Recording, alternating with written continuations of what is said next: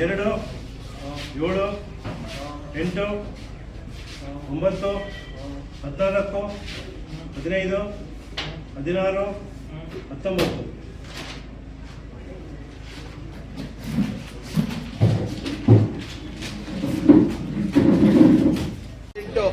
14ನೇವರು 414, 16ನೇವರು 384, 17ನೇವರು 420, 20ನೇವರು 386 ಎಲ್ಲ ಗೆದ್ದಿದ್ದಾರೆ.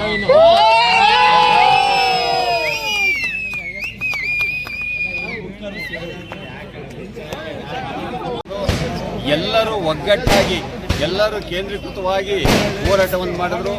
ಇಡೀ ಇತಿಹಾಸದಲ್ಲಿ ಬ್ರಹ್ಮದೇವರಹಳ್ಳಿ ಸೊಸೈಟಿಲಿ ಯಾವುದೇ ಒಂದು ಚುನಾವಣೆ ನಡೆದಿರಲಿಲ್ಲ. ಈ ಸರಿಯಿಂದ ನನ್ನ ತಮ್ಮ ನಿಧಾನಕ್ಕೆ ವಹಿಸಿಕೊಂಡು ಈ ಸರಿ ನಾವು ಚುನಾವಣೆಯಲ್ಲಿ ಗೆದ್ದೇ ಬರಬೇಕು, ಯಾವುದೇ ಕಾರಣಕ್ಕೂ ಬಹುಮತಕ್ಕೆ ಹೋಗಬಾರ್ದು ಅಂತ ತೀರ್ಮಾನ ತಗೊಂಡು ಹೋರಾಟಕ್ಕೆ ನಾಂದಿ ಆಡಿದ್ರು.